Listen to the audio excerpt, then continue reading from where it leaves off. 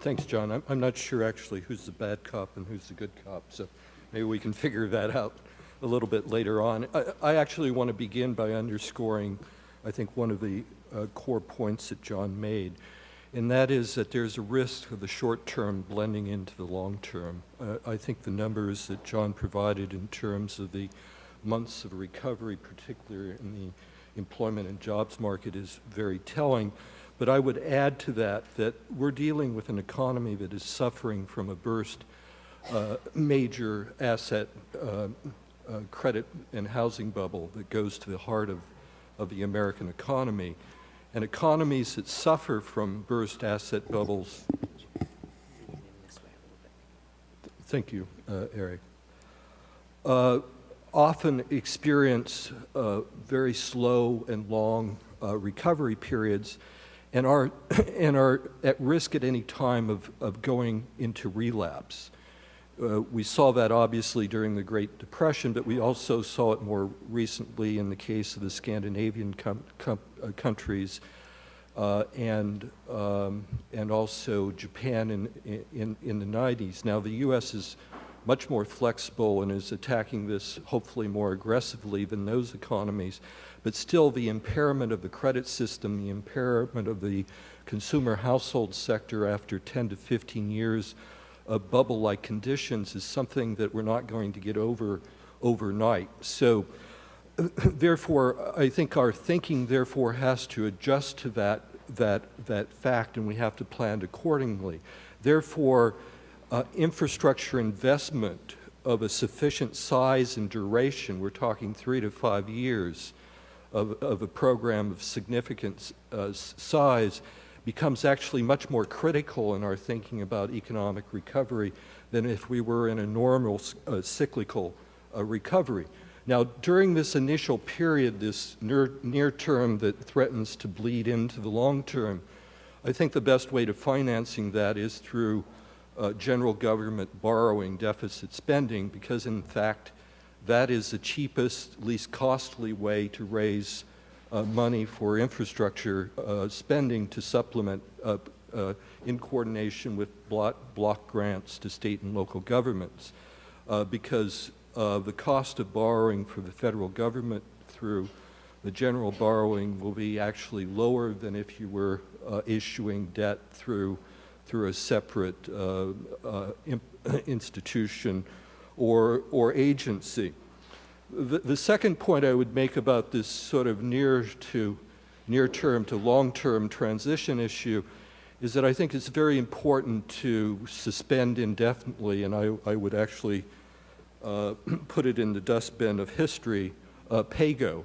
Because the last thing you want to do in an economy suffering from a collapsed asset bubble is to tie your hands fiscally even a year or 2 or 3 years down the road. You're going to need that flexibility.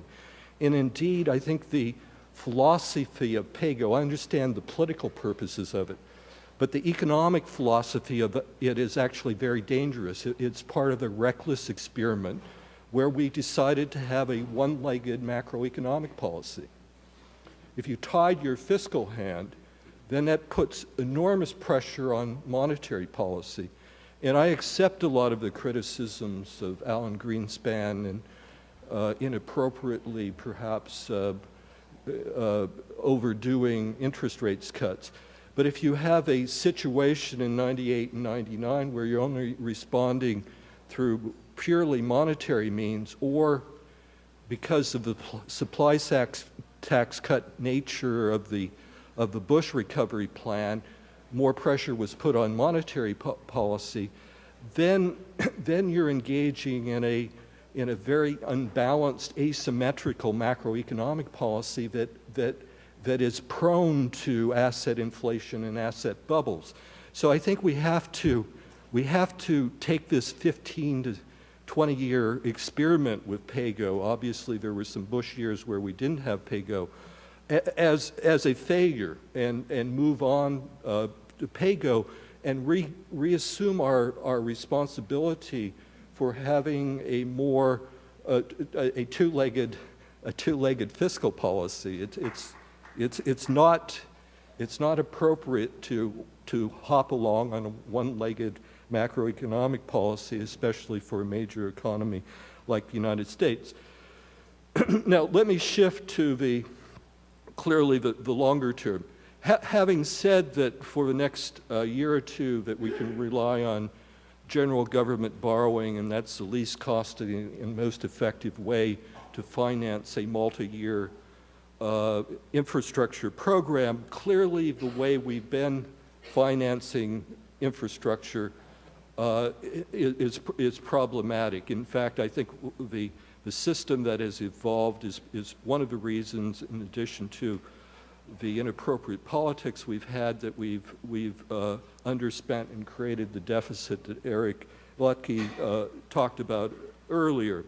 Now, most of the infrastructure spending is financed from state and local governments through the municipal bond market, supplemented by obviously the transportation trust funds and some other reasonably new mechanisms of small size that Congress has created over the last few years.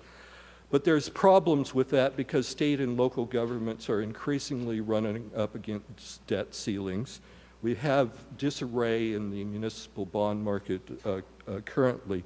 We have increasingly federal mandates for state and local spending, and therefore purely relying on state and local government financing, I think, has become increasingly problematic. Moreover, by virtue of the size of issuance of those infrastructure, those municipal bonds, the municipal bond market to support state and local infrastructure projects is much more costly than if you had a larger institutional framework, because the size and segmentation of the municipal bond market purely does not allow you to tap big institutional pools of capital, whether it's pension funds. Obviously, there's been some pension fund investment in the much bigger projects in bond issuance. But the size of most of the municipal bond issuance is just too small to attract institutional pools of capital, and therefore it increases the cost of raising capital for infrastructure financed by state and local governments. Third, we've had, partly because of the privatization and deregulation, we've had increasing gaps in our infrastructure financing and infrastructure sort of stewardship.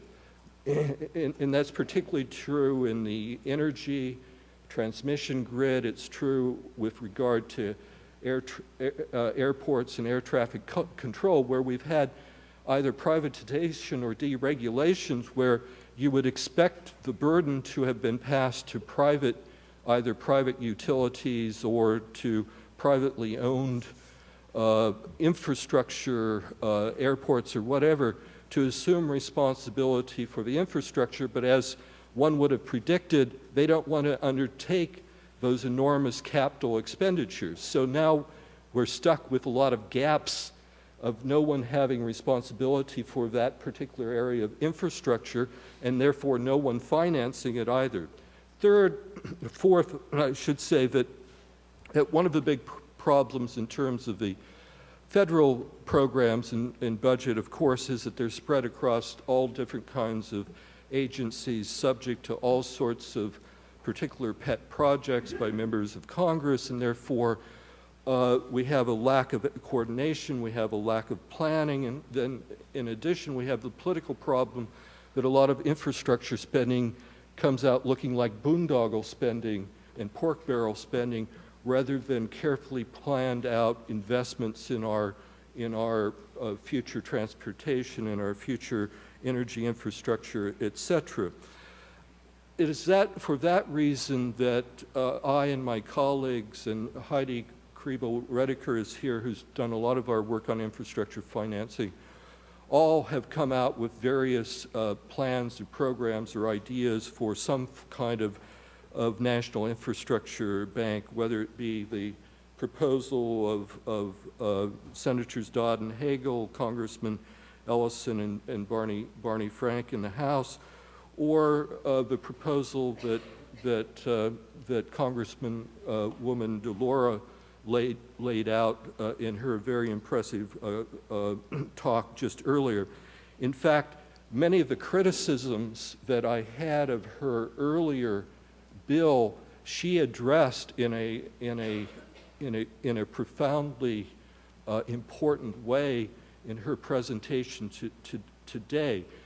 Significantly, and let me give you what I think are the sort of three most important evolutions that I saw in her own planning, and I think her idea is now very close to the thinking that Heidi and others at the New America Foundation have been putting forward.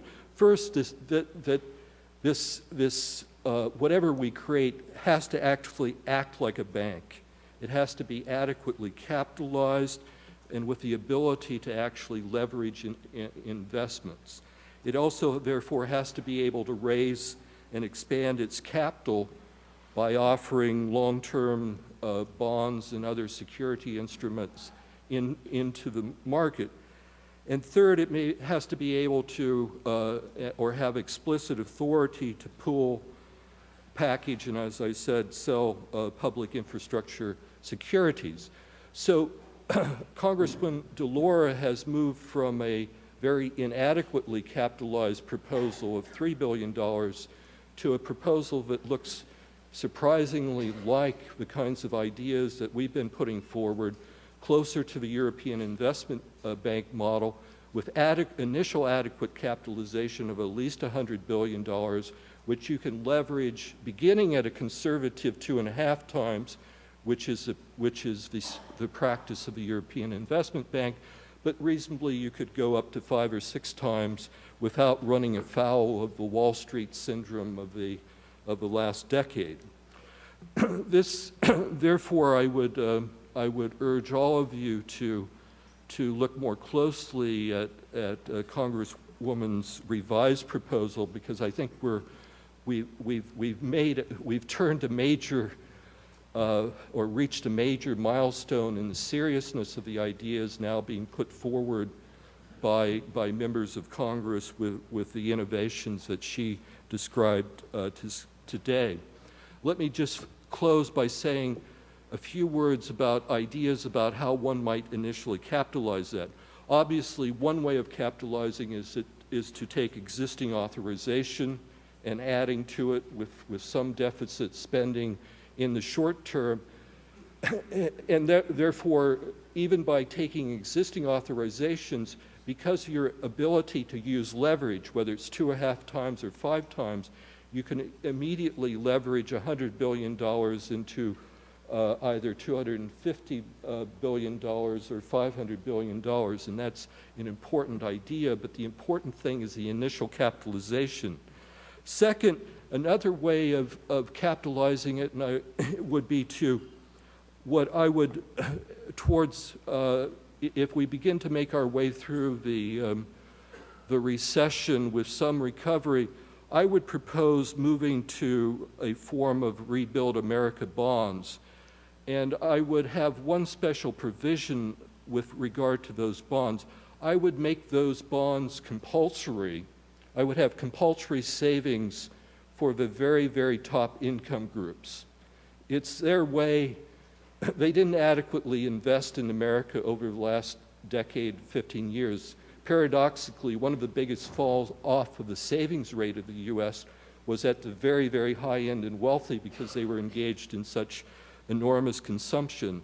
What A.J. Kapur, the former global strategist at Citigroup, called the plutonomy.